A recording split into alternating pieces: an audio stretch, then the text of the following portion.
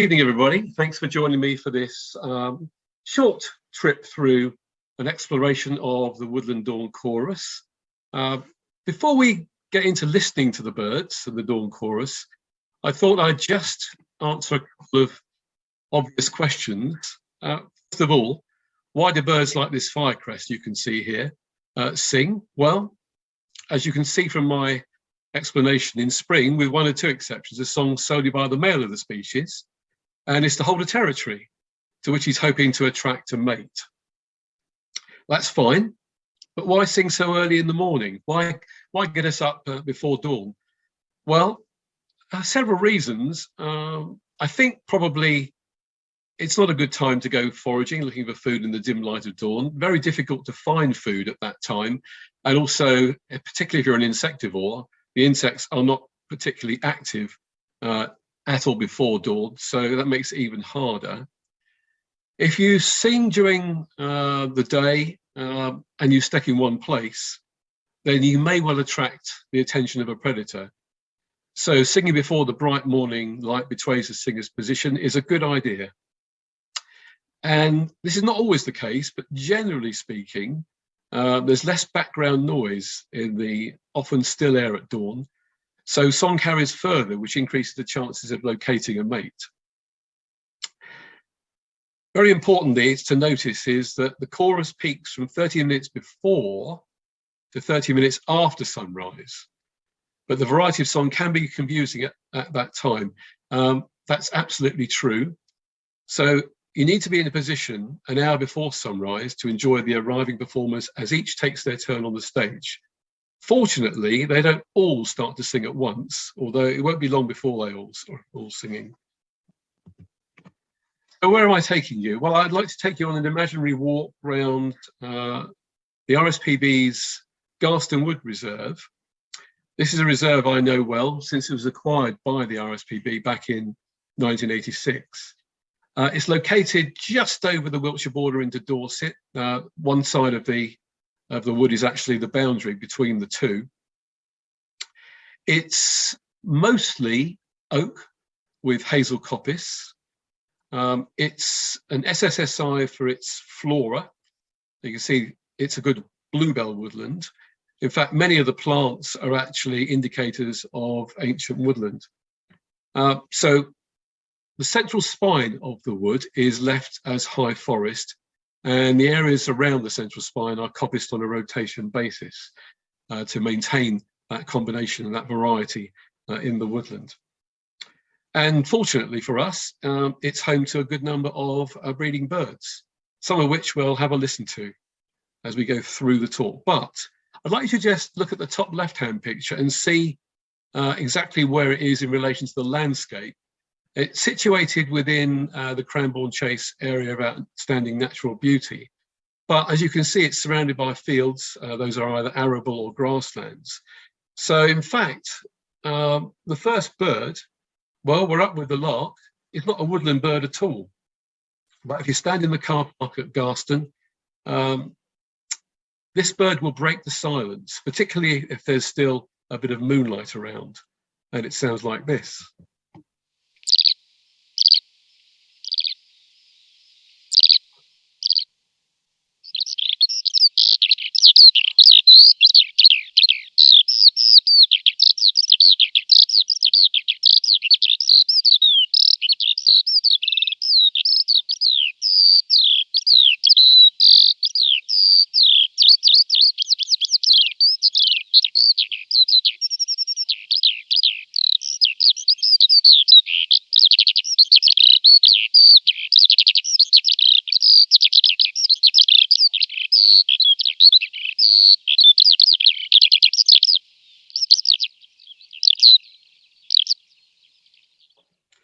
You can quite see why the skylark features in both poetry and music.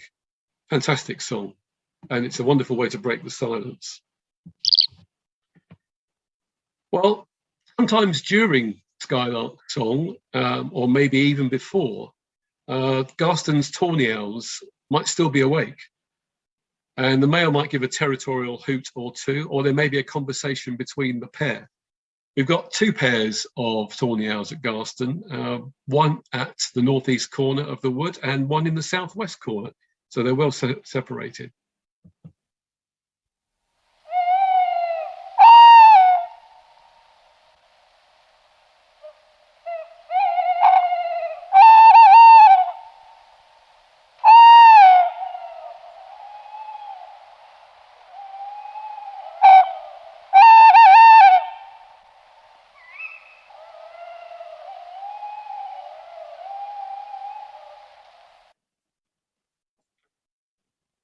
Some of the birds you get in your garden are actually birds from the woodland. So probably the first of the diurnal woodland birds to get going will probably be the robin. Lovely considered and separate phrases with pauses in between for you to listen to.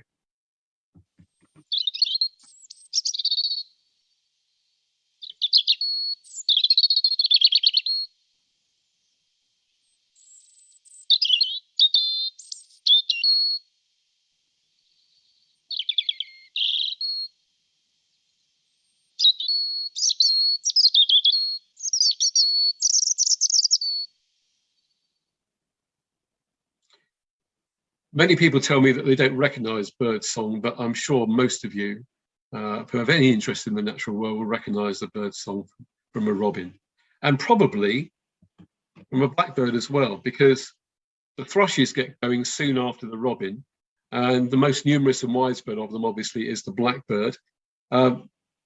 This has got a lovely, rich, mellow song full of lovely notes. I always feel that when it starts its song, it's a very laid back song. It's almost like a yawn and a stretch. See what you think.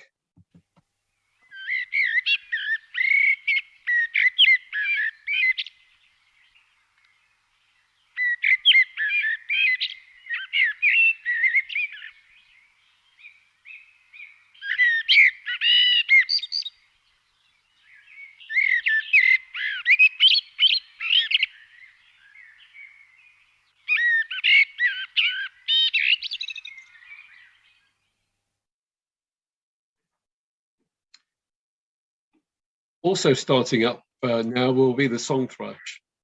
This is a rather different beast in terms of its song.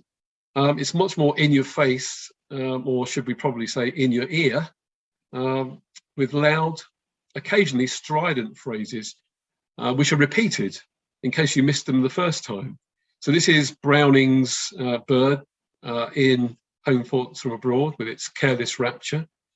Song thrushes do vary in their song, but there's a basic sequence which you're going to hear now.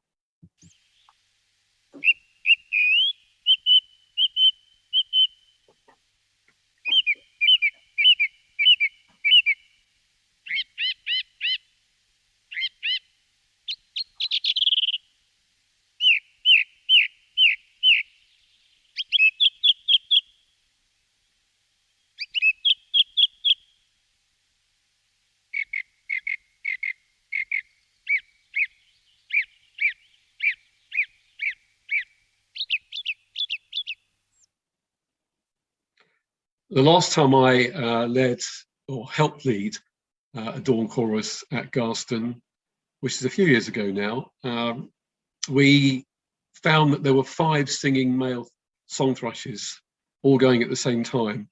And in an 85-acre woodland, that's quite a few, and you have to move away from the territory of one if you're going to hear anything else, to be honest. They can drown everything else out. Somewhere vocally between the blackbird and the song thrush, but without either of those birds' range, is the larger missel thrush. We have missel thrushes singing on the northern edge of the woodland at Garston. It stretches for some distance, this song, and I suppose based on the fact that, you know, this is also referred to as the stormcock because they tend to sing after and sometimes even during bad weather. It has a quite a long distance song. You can hear it from quite a distance away, and it's kind of haunting and rather wild.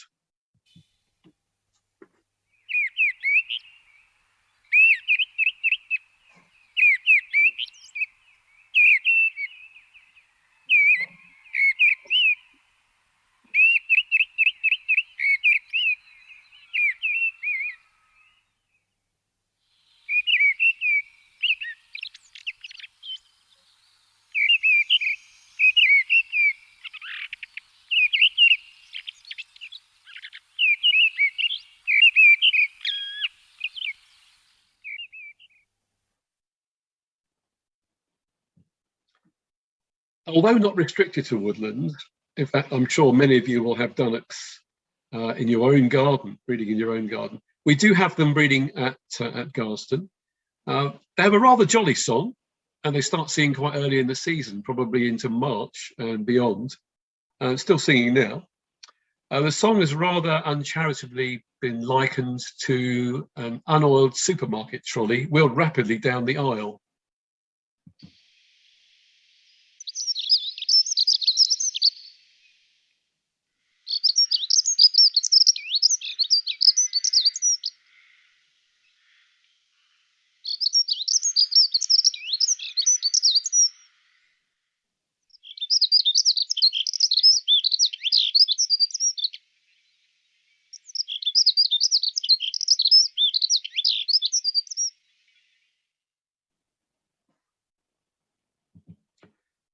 As we approach daybreak, the frequency of songsters joining the chorus increases rapidly, and it's now getting quite complicated. It's likely that wrens will be leading the way now. This bird, it's a tiny bird, but it has a very loud series of high-pitched trills. In fact, it's got 6 different aspects too, or episodes to the song, and that could be up to 64 different notes, sung in just 5 to 6 seconds.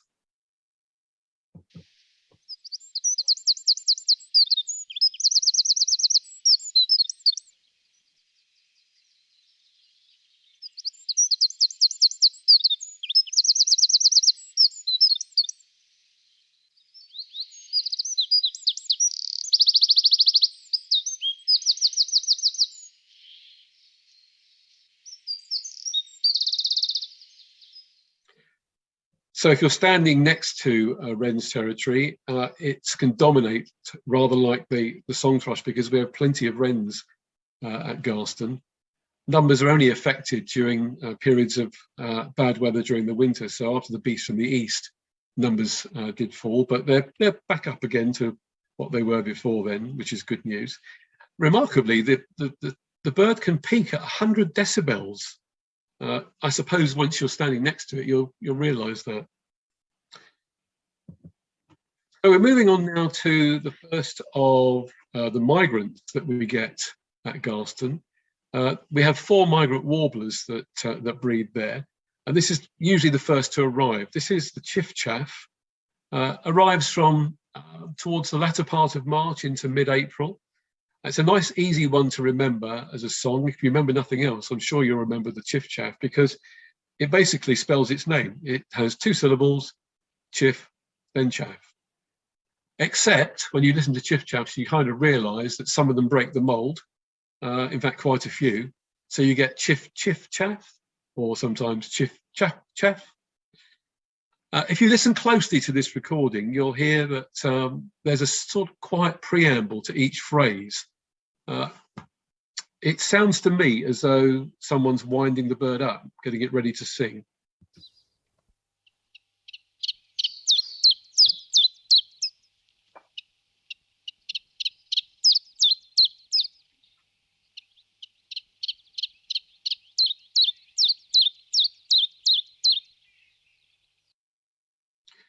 Despite the simplicity of its song, it punches above its weight, and you can clearly hear chiffchaff singing on the Dawn Chorus above some of the other birds. Also arriving similar time, towards the latter part of March into April, is the blackcap. Now, the chiffchaff and the blackcap are both short distance migrants wintering in the southern Mediterranean, and recently have undergone a fairly rapid increase in numbers. It's nice to be able to say that when so many other things are not doing that. I think the blackcap song is rightfully popular because although they start with a hurried little chatter, they end with some rather confident and high-pitched fluting notes. It's a nice, easy bird to listen to.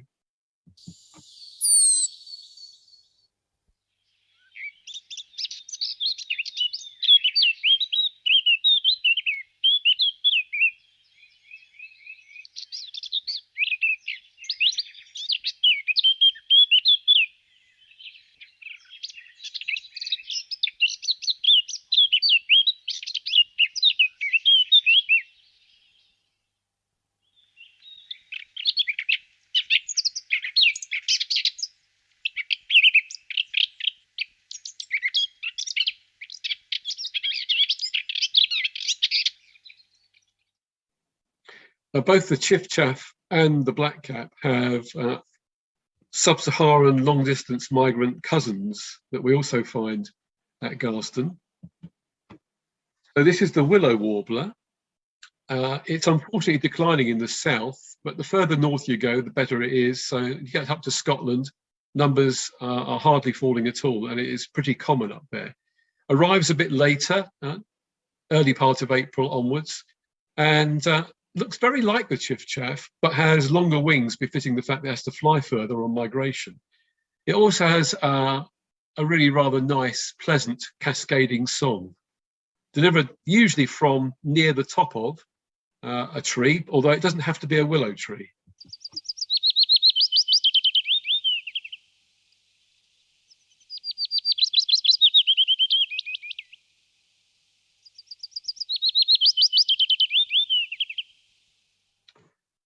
Very pleasant song to listen to, that.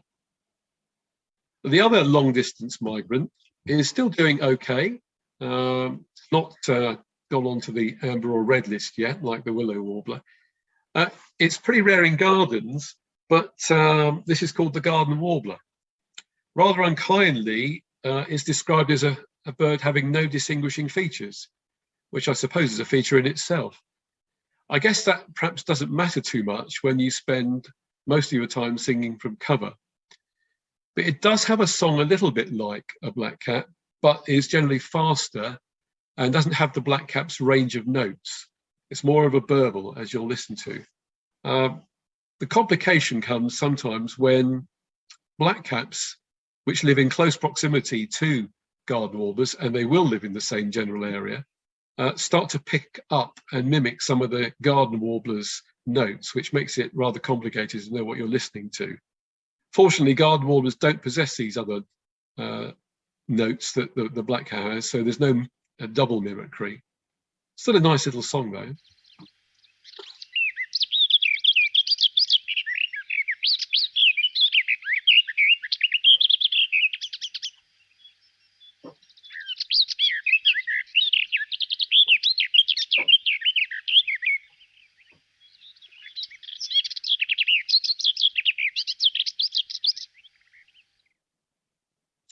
I did actually find somebody quite recently who does occasionally get garden warblers passing through their garden, but it is a huge garden with lots of cover on it.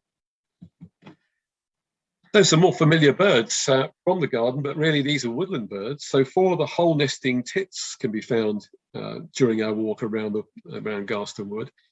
Now, all these tits have multiple calls, which can be quite confusing, especially as you tend to hear the calls at least as often, if not more so, than the song, even during the breeding season. However, the blue tit does have a short but clear, silvery descending tremolo, so you should pick that up within these numbers of calls that I'm going to play you.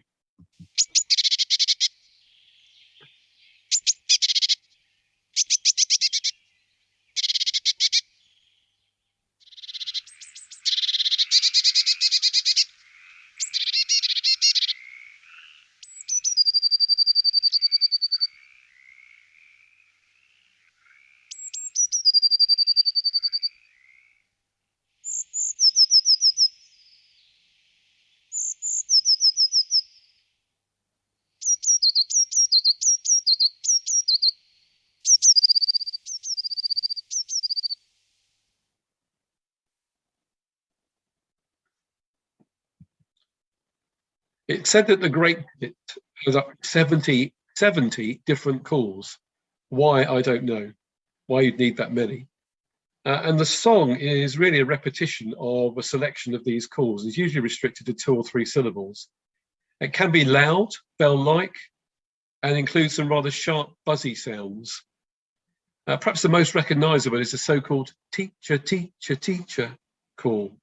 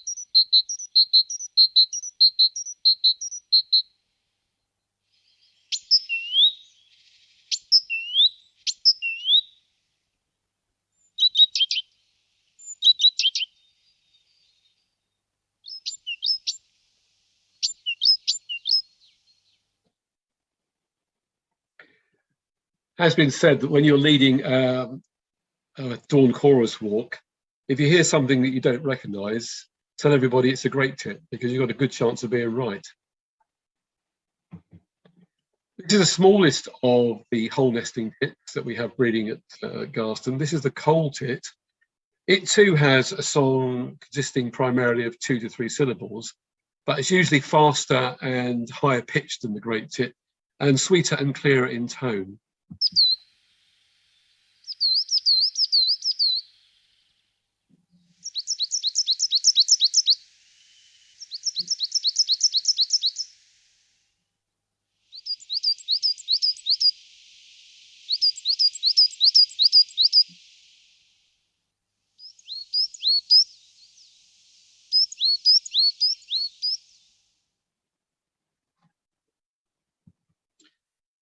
Probably one of the most important woodland birds at Garston is the declining marsh tit.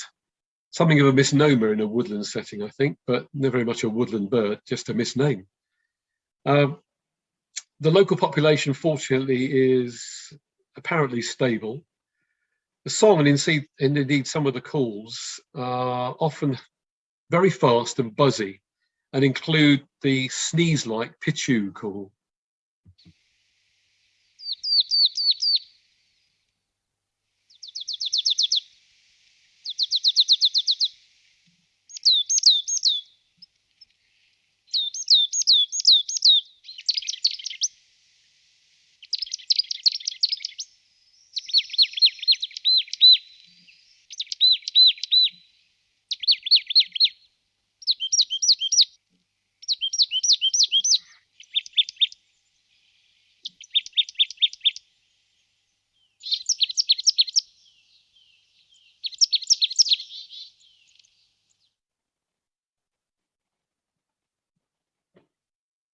By now, the latecomers, the finches, should have joined the party, finally.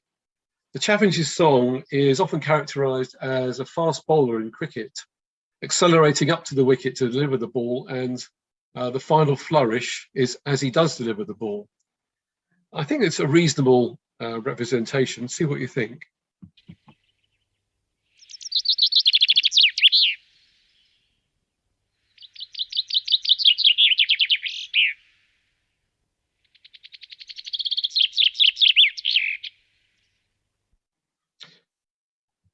In contrast, the goldfinch has a fast, liquid, musical song, mostly delivered in phrases, separate phrases, but sometimes in a continuous run.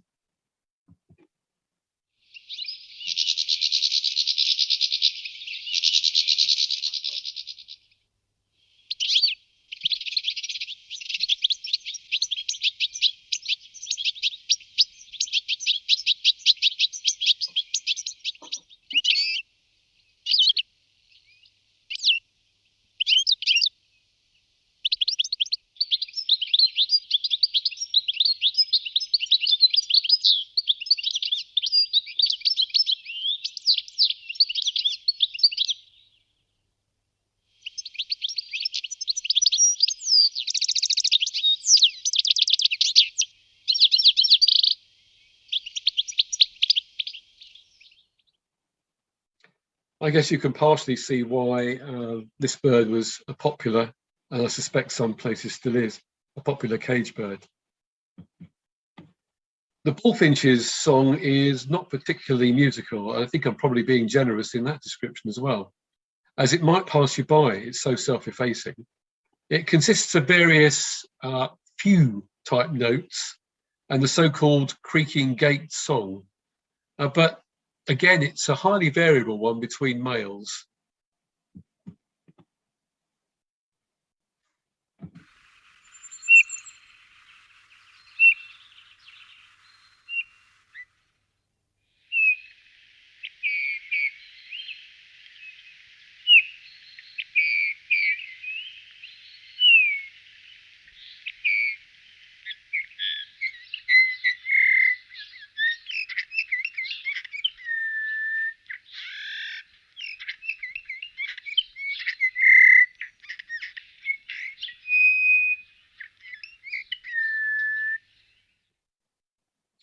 Actually, that recording is probably the most musical bullfinch I've ever heard. So, our walk has taken us to a ride which abuts the high forest at Garston. This is non-interference forest, so trees are allowed to mature and ultimately die. And during that period, of course, more niches and holes appear, which is perfect for nesting great spotted woodpeckers. Now, I'm sure you're aware, great spotted woodpeckers don't sing, they drum. And their drumming is done by both sexes, not just the male. It's not restricted to dawn either, although you are likely to hear it on the dawn chorus. Drumming is the most important contact signal between pairs during pair formation.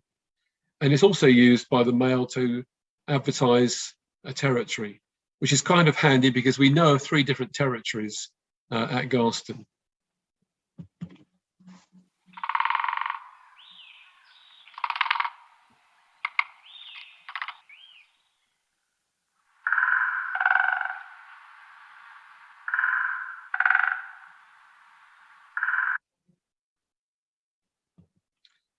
Nuthatches nest in natural holes or old great spotted woodpecker holes, adjusting the hole size if necessary by plastering them up with mud. Now, these birds are vocally active year round with quite loud and far-carrying calls. The male song is a simple series of loud whistles and notes. It's very variable in tempo though, from slow drawn-out whistles to rapid repeated short notes.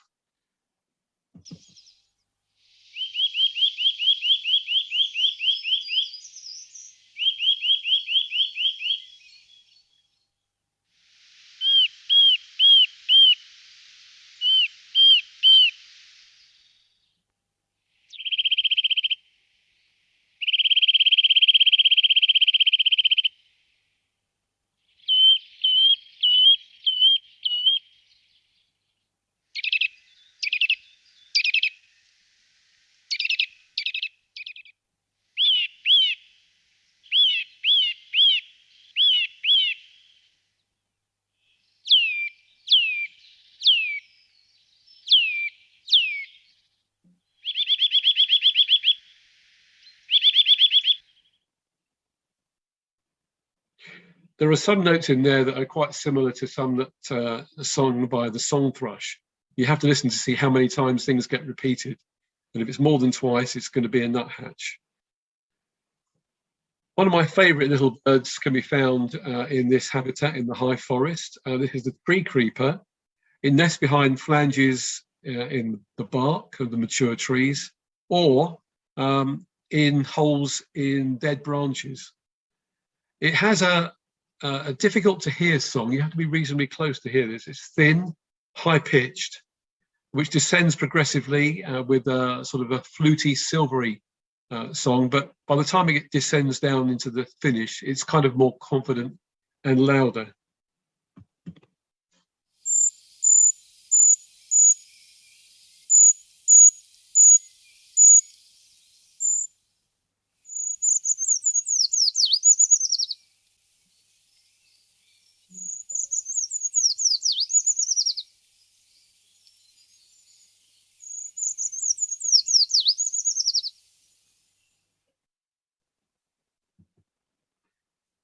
Like the smallest European bird with the firecrest I showed you at the beginning, and we do hope to get firecrests eventually in Garston. They are spreading in westward from the southeast of Europe, and it's increasing. But this is its resident cousin, its more common cousin, the goldcrest.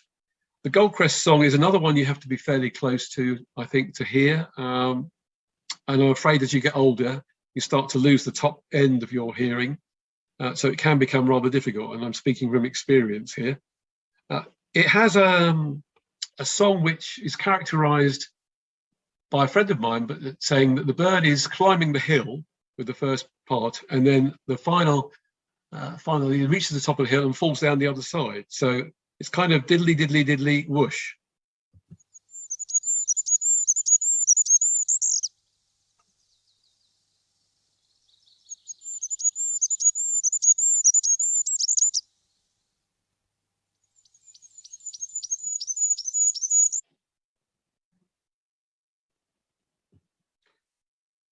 My final song is of a species you would have heard at Garston up to the turn of the century, but we don't have them anymore. In fact, there are very few nightingales left in Dorset, Hampshire and Wiltshire, and you have to go further east in England to guarantee hearing this bird's remarkable repertoire. It was in West Sussex I was in West Sussex a fortnight ago at the RSPB's Pulborough Books Reserve, where there were still 6 singing nightingales, which was a wonderful thing to hear. So it's a bit of nostalgia, really.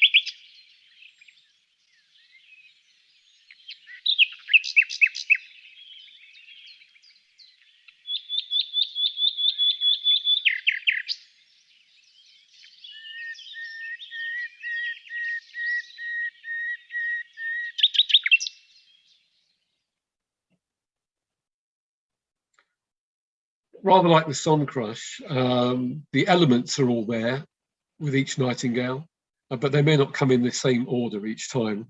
So you may be able to spot different individuals. Well, that's it. We've returned to the reserve car park now after the walk. All those birds will have been singing. And let's finish with 4 minutes of a dawn chorus, which features some of the birds you've encountered. I'm afraid it's not from Garston, but from a Hertfordshire wood.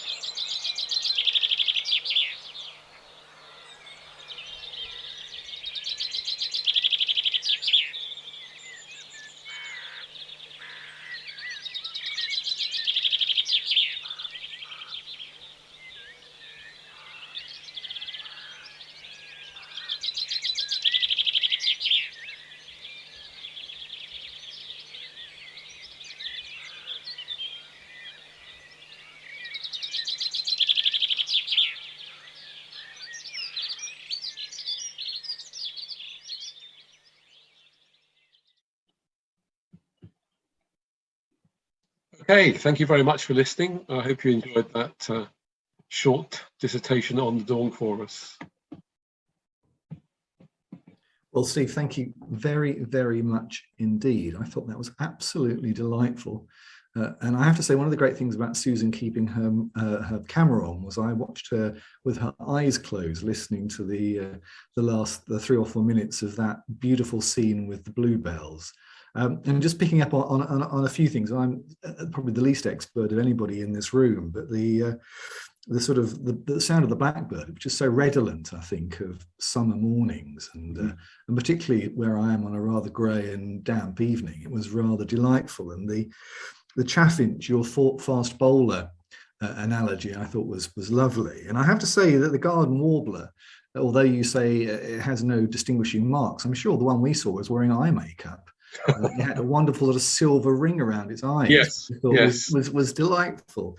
And who could beat the goldfinch, which is charming. So, Steve, thank you genuinely. Thank you very much on a rather grey summer or spring evening. Hearing those songbirds was absolutely delightful.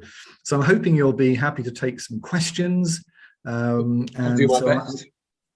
I welcome some questions. If you want to put your electronic hands up to ask a question. If not, then put your camera on and wave at me enthusiastically.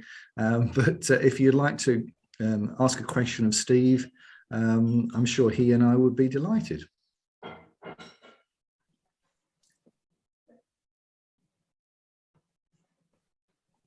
I think you've stunned them with your detail and depth of knowledge, Steve. I actually have a question. Oh, go on, Susan. I was just hearing about the different migrant birds, and I was just really thinking about how much variation there is in the dawn chorus through the year, and clearly the light changes as well. It's something we're very, very conscious of in the spring and the summer, and I just realized I didn't know how much it's significantly different as the seasons rotate. I think primarily you're going to get your resident birds starting to sing obviously earlier than your migrants arrive.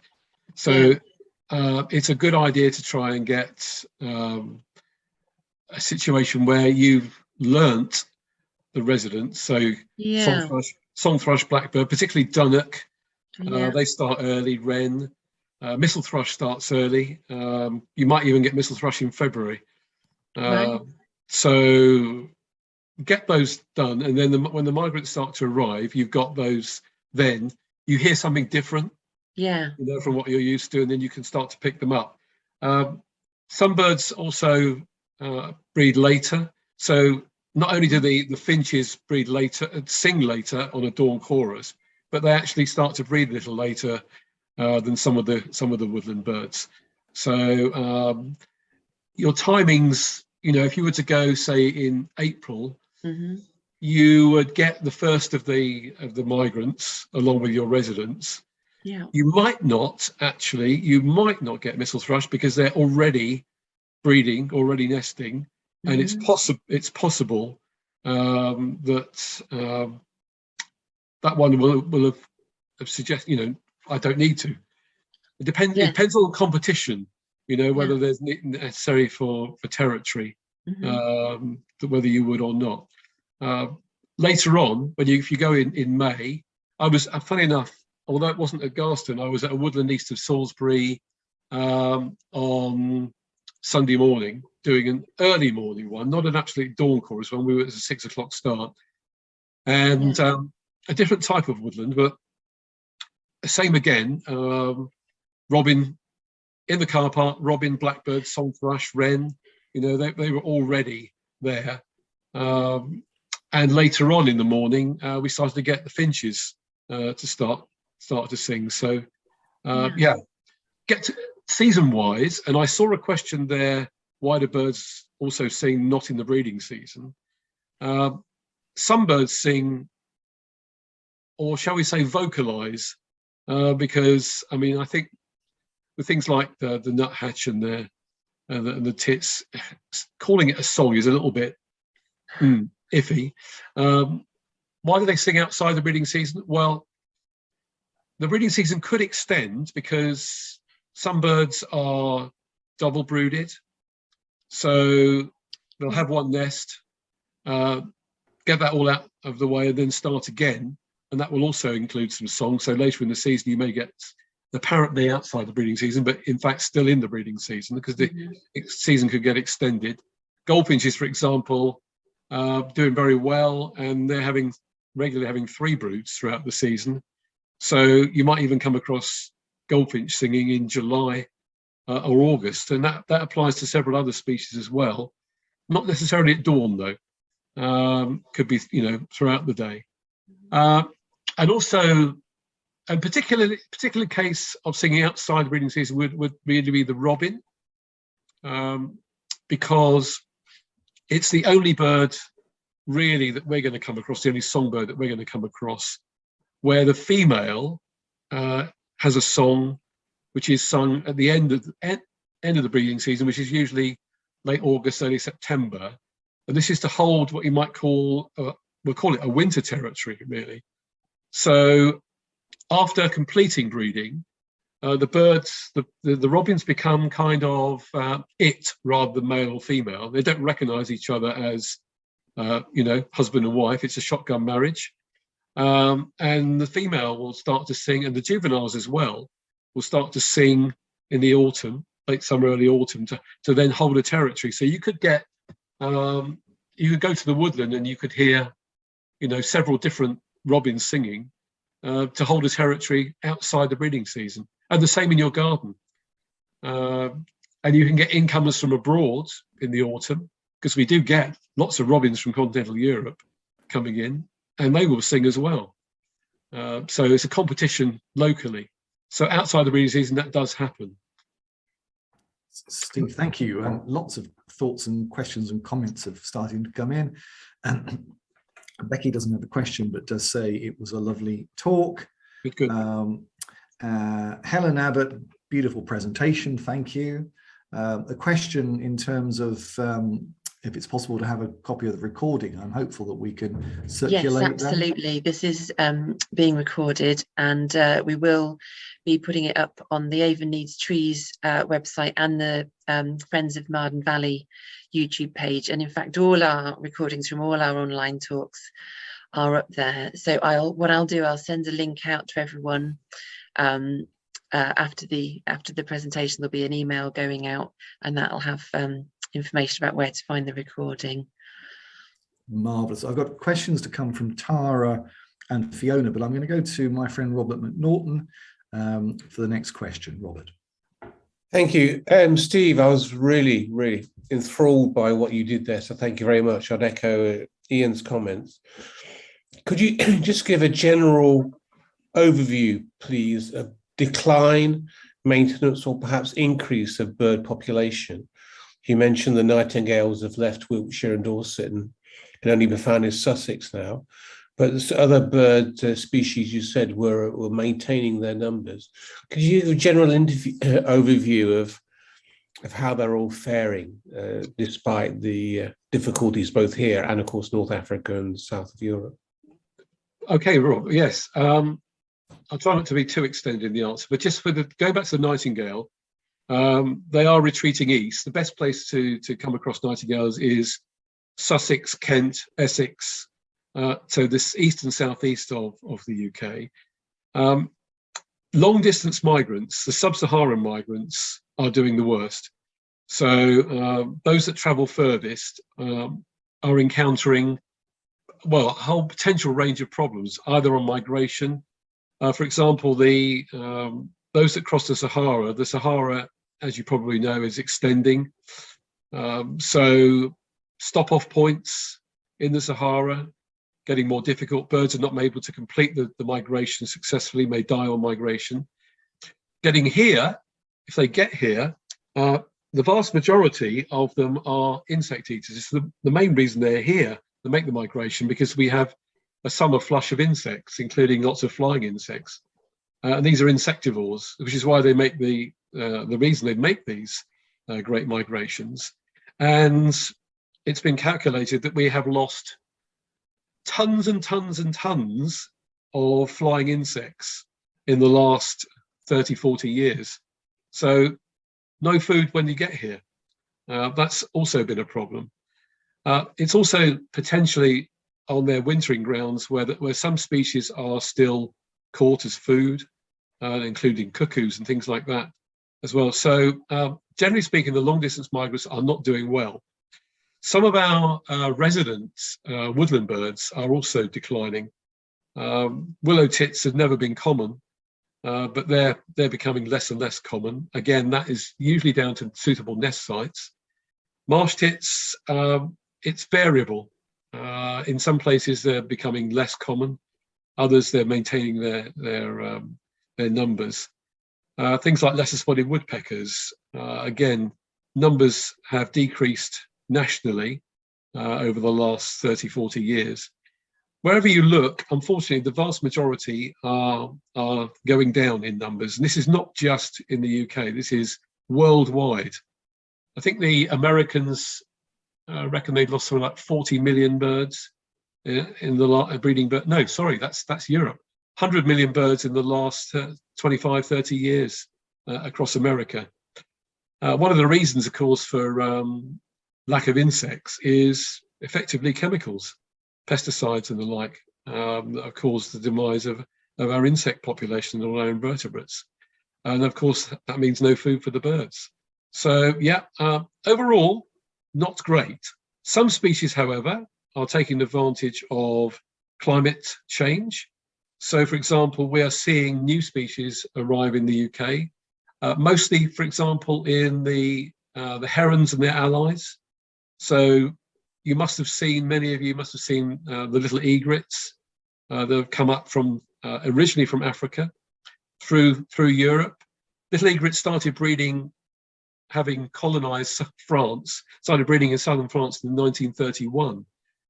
And then it took another 65 years to make their way all the way through into the UK, and they're still going north and doing very well. Great white egret is joining them, cattle egrets. So these are three white egrets, are all now breeding in the UK. This has all happened in relatively recent times. They're going to be joined very soon, I'm sure, by glossy ibis, maybe purple heron. So these birds are actually doing rather well. Spoonbills are making a bit of a comeback. And of course, some birds are doing well because of reintroductions. The red kite, for example, you must see plenty of red kites where you are. Those have all come originally from the Oxfordshire release scheme, but are now breeding all the way across the south. So some birds doing well, some birds not doing so well. Thanks, Steve. That's a nice overview. Thank you, Steve. I've got a couple of questions from Tara Castle, which we don't think we've covered. The first one is, why do birds sing outside the mating season?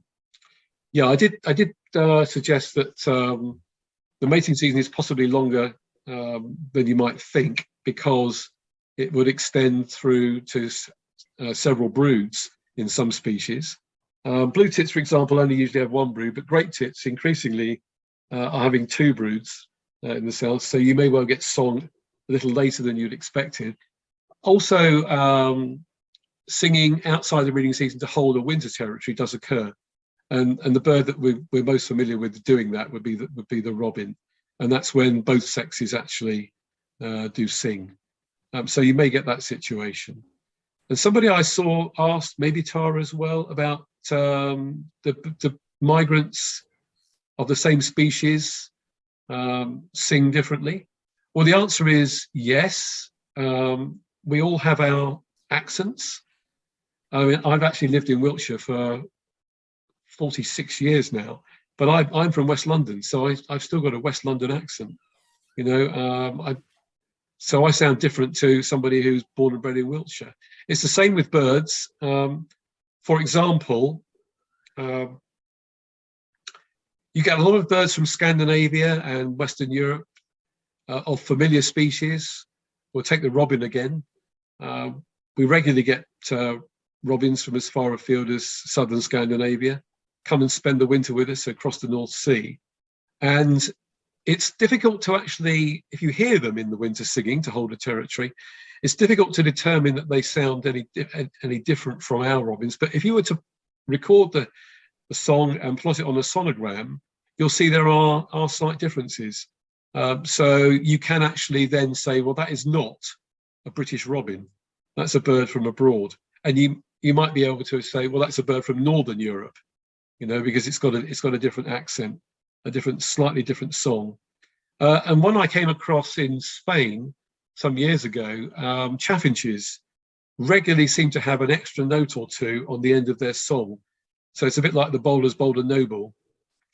Or as somebody said to me, what did they say? They said, oh, it says they're singing Olé at the end because they've got this this extra couple of notes. So yeah, there are differences. There are differences. Thank you, Steve. I just love the idea of different robins or other birds having distinctly foreign accents, and you can possibly. It's not probably so obvious as are our accents, but yeah, it is there. That's absolutely lovely. I've got a question from Fiona, which says, is there a resource that provides the description of each song, i.e. the teacher, teacher, teacher for the great tit? If you go onto the RSPB's website and you put in the species you want to look at, they'll tell you something about the species, and they'll give you access to a recording, which is usually from a European organisation whose name escapes me at the moment. And that you can listen to the song. There was a system, this is going back a bit now because they were on audio tape. There was a system where you could listen to a song, and before you listen to it, it was rather like I described the song in my own way.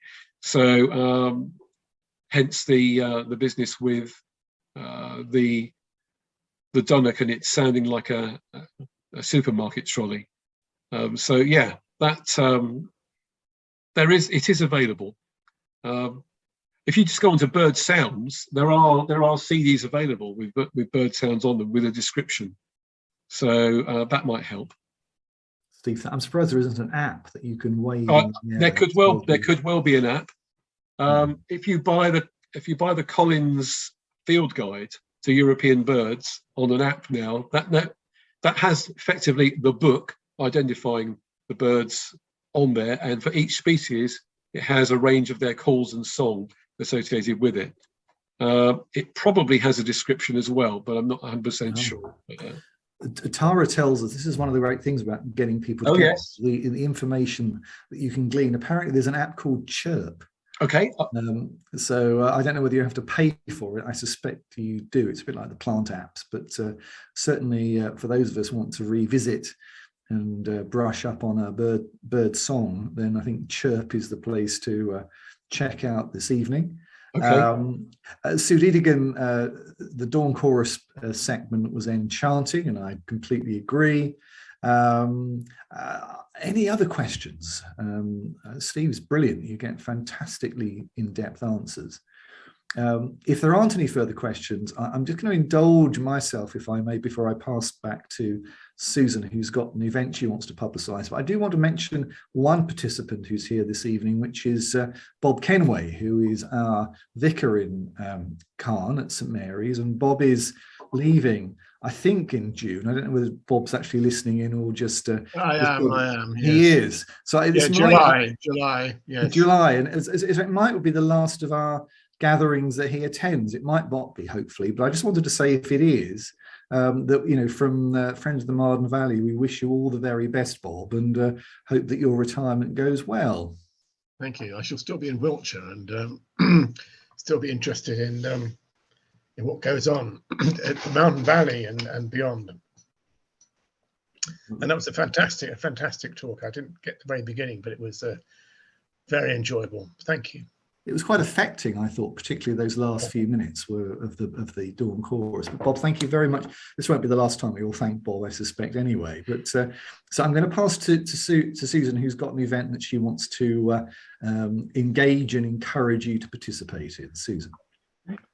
Hi, right. Thanks, Steve, so much for that talk. I agree with what everyone said, and yeah, Ian clocked me closing my eyes and just being transported there with the with the Dawn Chorus. That was wonderful, and the descriptions I will really remember. That's going to really stick with me, especially that shopping trolley.